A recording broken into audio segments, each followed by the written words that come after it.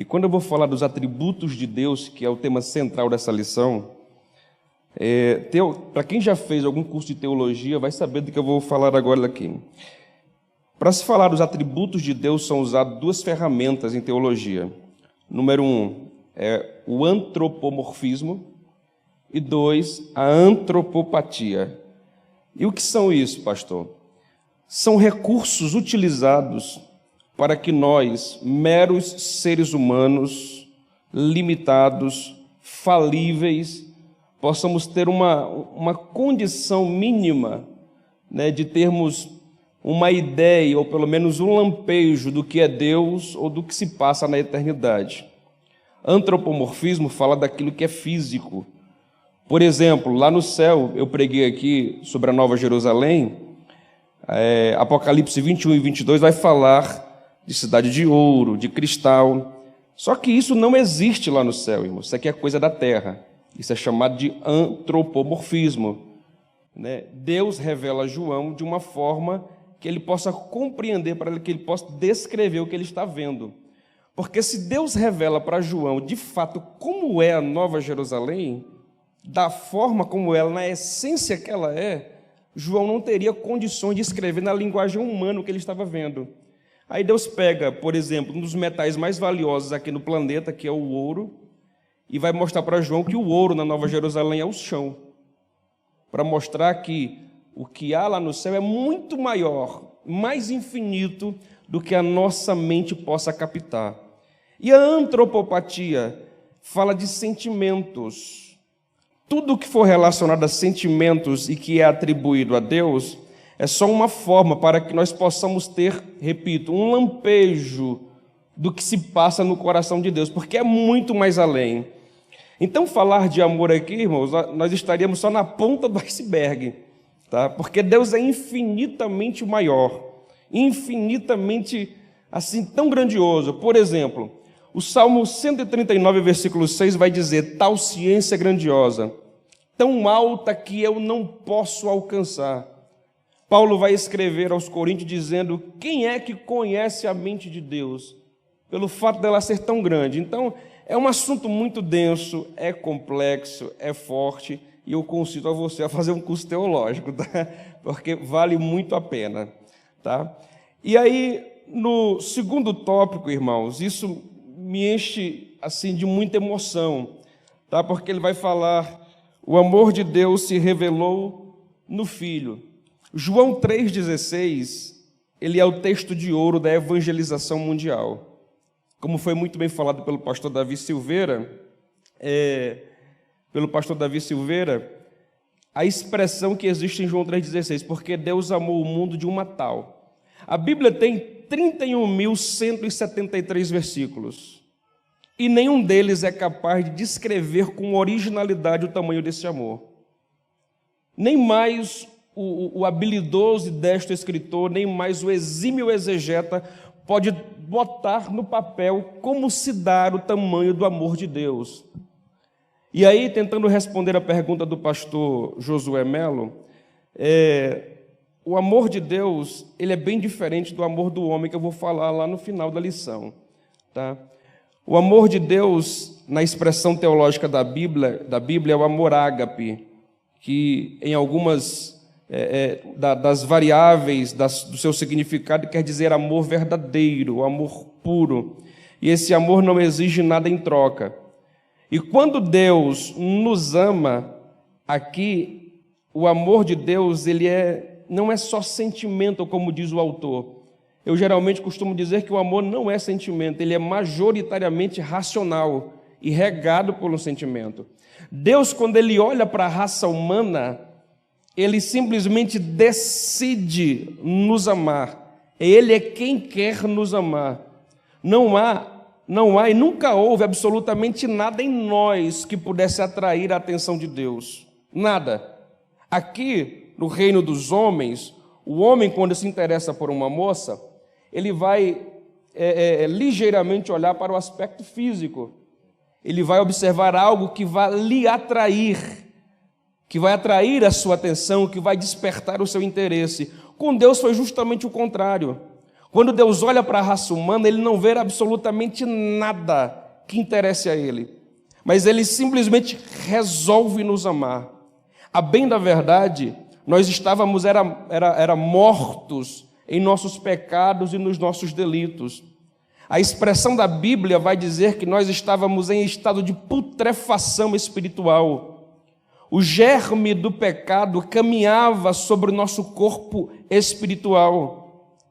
A Bíblia vai dizer que nós exalávamos um cheiro muito fétido às narinas de Deus. Não havia absolutamente nada em mim, em você ou em qualquer outra pessoa que pudesse atrair a atenção de Deus. E Deus simplesmente lá da eternidade olha para aquele que um dia foi e hoje permanece sendo a coroa da sua criação, e Ele resolve, Ele decide nos amar. E esse amor é tão indizível, tão expressível, tão grandioso, que moveu a eternidade. O amor de Deus, segundo a lição aqui, segundo a expressão teológica da Bíblia, é aquele amor que se doa e que não exige nada em troca. E a maior prova está no versículo que foi lido e que foi muito bem falado pelo pastor Davi Silveira e pelo pastor Josué Melo, que Deus resolveu nos amar, nós ainda sendo pecadores. A nossa vida desagradava a Deus, a nossa vida entristecia a Deus, a nossa vida magoava o coração de Deus, a nossa vida causava ojeriza na alma de Deus, mas Ele resolve nos amar a ponto do quê? De mover a eternidade, ao ponto dele se doar. E Paulo vai dar um lampejo do que aconteceu na eternidade a respeito desse amor.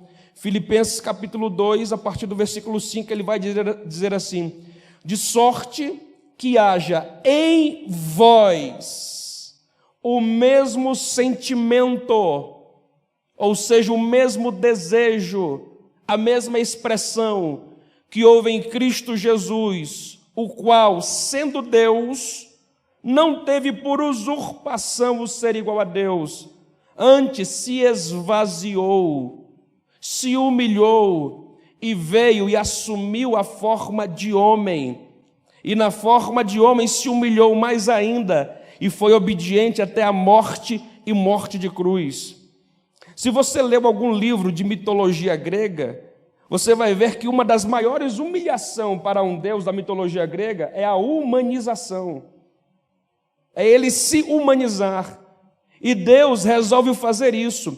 Quando Paulo diz que ele não teve por usurpação de ser igual a Deus, a minha mente é forçada, a ganhar asas e viajar pela eternidade e imaginar Jesus lá na eternidade, com uma coroa laureada de glória, o cetro na mão com o qual regia todo o governo angelical, a corte dos anjos que o adorava, ou que o adora por toda a eternidade, com uma adoração ininterrupta, dizendo: santo, santo, santo, santo, santo é o Senhor dos exércitos, e toda a terra está cheia da sua glória.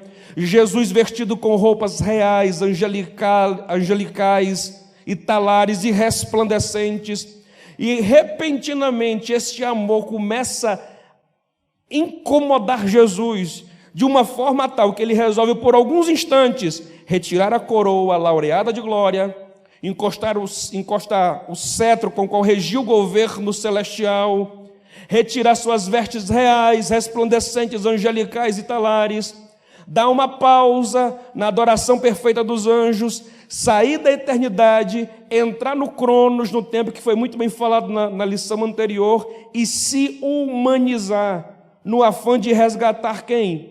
A mim e a você, seres humanos que não tinha valor nenhum, e ele vem movido a um amor extraordinário, a um amor que, segundo a Bíblia, ele nos constrange, um amor que vai muito além do nosso intelecto.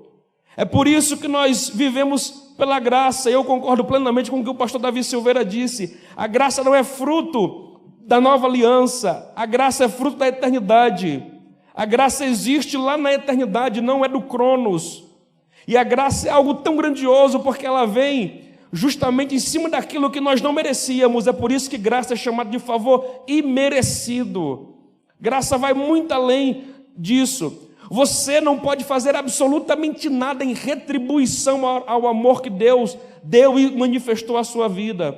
A única coisa que você pode fazer é levantar a sua mão, reconhecer que você é um pecador, que você não pode viver sem Ele, que você não pode fazer absolutamente nada sem Jesus e sem esse amor, porque Deus, como bem disse o pastor Davi Silveira, Deus é essencialmente amor, e para você estar nele, diz a Bíblia que é preciso você estar em amor, e esse amor, diz a Bíblia, quem nos dá é o Espírito Santo.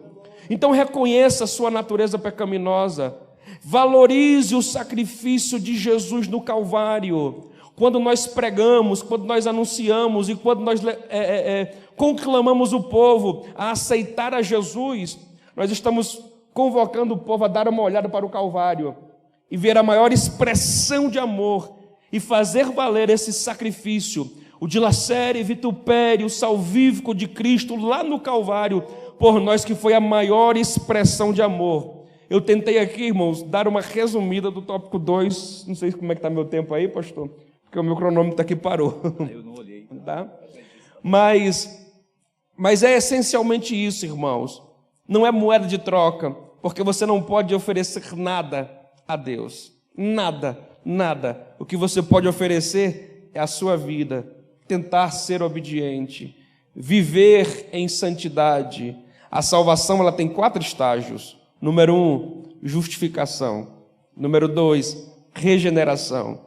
Número 3, santificação. Número 4, glorificação. As 2 primeiras acontecem simultaneamente. Justificação e regeneração. Tudo pelo amor de Deus. O segundo é a santificação. Ele é um processo. Nós seremos santos, só alcançaremos o ápice da santidade quando nós lá chegarmos. E aqui nós passamos por um processo que é chamado de santificação.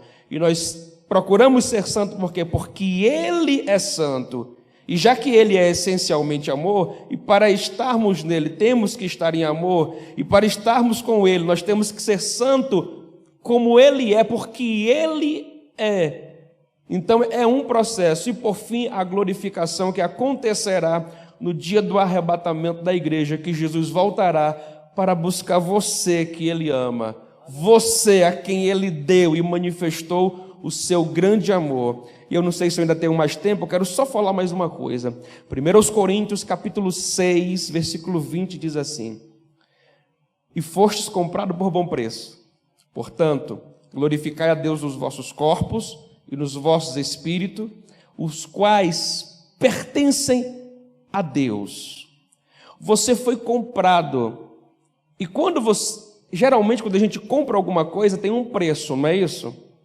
Pois bem, a Bíblia vai dizer, e fostes comprado, houve um preço.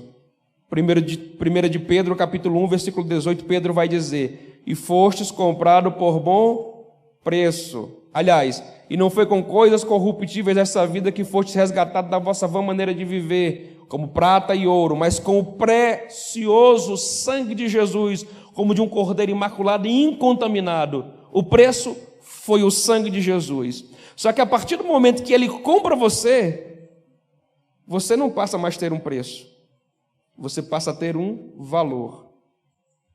Porque se você ainda tiver um preço, alguém pode comprar. E quando você tem um valor, este valor vai muito mais além do preço. Ele abarca justamente o amor de Deus. E o valor que você tem está registrado, chancelado, cunhado no amor de Deus. Deus nos ama incondicionalmente. Amém.